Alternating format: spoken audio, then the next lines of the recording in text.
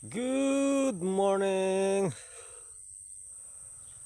Dito tayo ngayon sa ating wonderful paggalang na upo.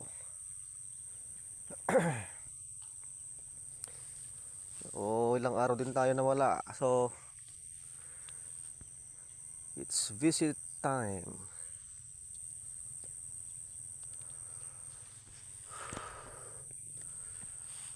So, may pwedeng harvest na naman dito. Oy, maliit pa.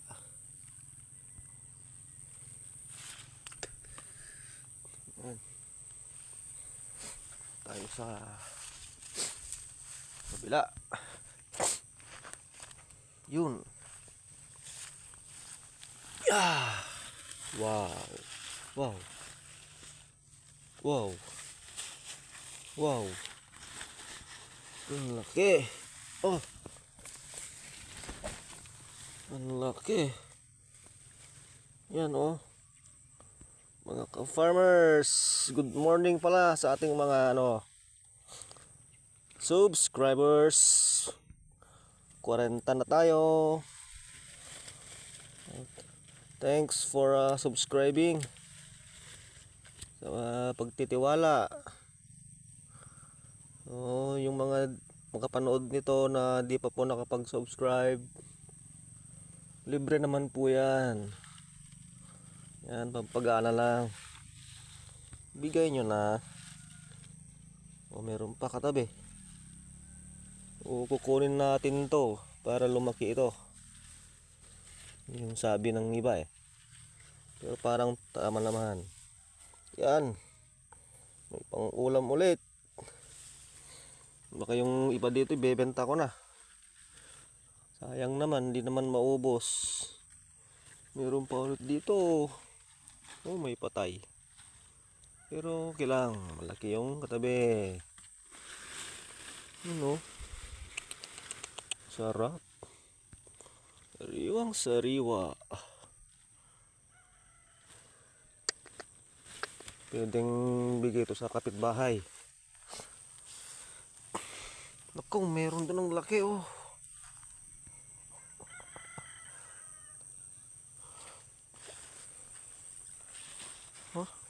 Maliit pa to ng huling bisita ko dito.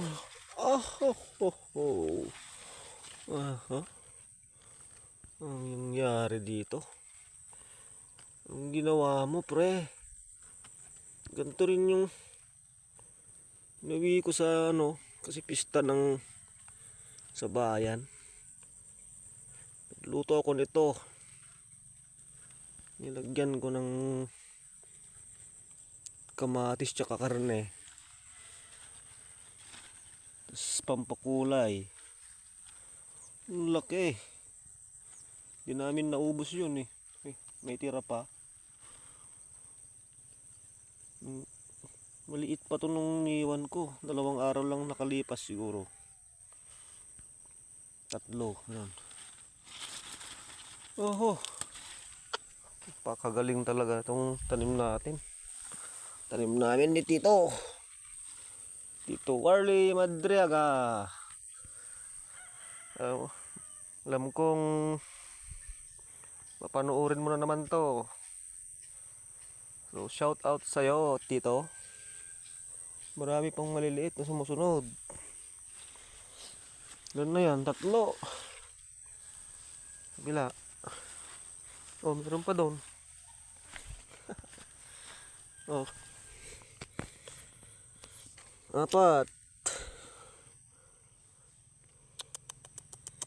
Okay lang yan kasi nasa lupa eh. Sa balat lang yan. Dito maliit. May chance to na mabuhay. Wag lang tirahin ng insekto. 5. Meron din dito. Malaki na rin. Ilang araw lang to. Pwede na. Ay, may sira to.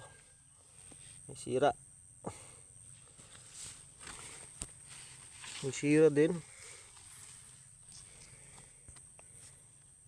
Yung katabi may sira oh.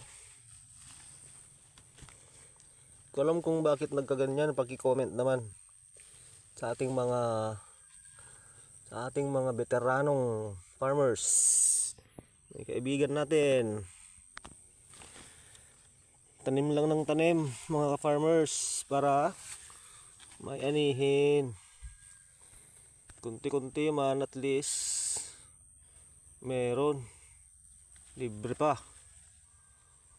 Kasi ang mahal ng ano ngayon, gulay.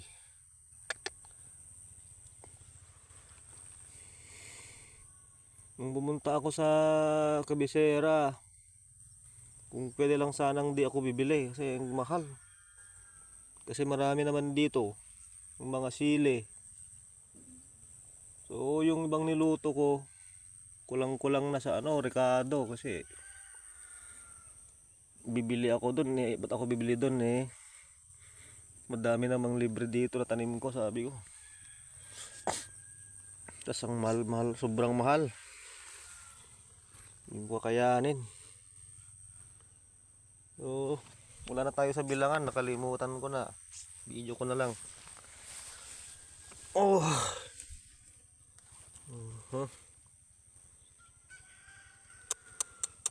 Sarap nito, guys. Pansahog sa kung may prito kang tira-tira or bangus or tilapia. Napakasarap. Lagyan mo ng kunting bagoong, luya, sibuyas kung meron. Kahit wala, basta may luya. Kunting tubig lang.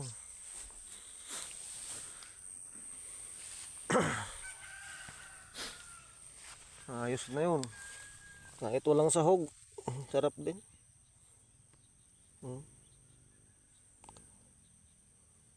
Kung may isang kamatis o dalawa, mas malinamnam na naman yun.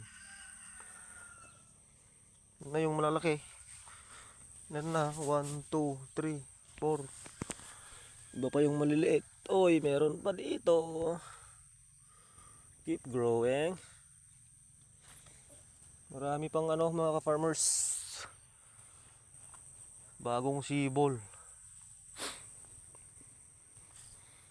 Gulat ako dito, ang lalaki ah.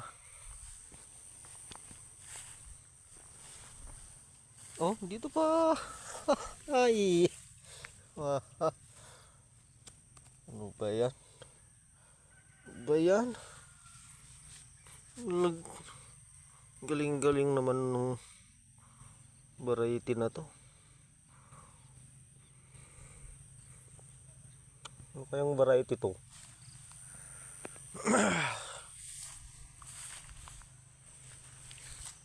Uy. Ang dami. Hihirapan tayong magbuhat.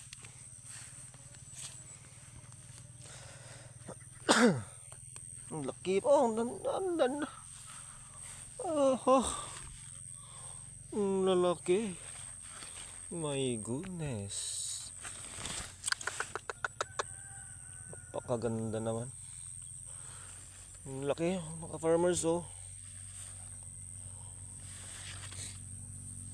Hindi na lang pang ulam, pang benta na rin.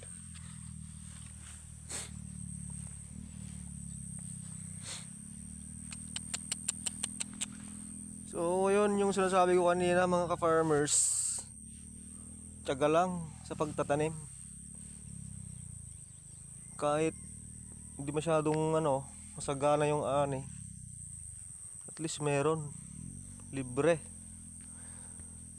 Ang sarap kasi kainin yung ikaw yung mismong nagtanim. Napakatamis.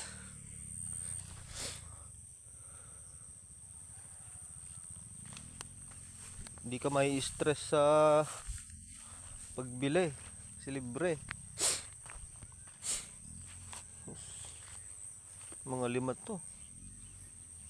Kahit tira ko yung muna yung Isa. Okay, mga ka-farmers, mga subscribers, next time ulit kasi mag-harvest na tayo. Marami pa tayong gagawin. Bye-bye.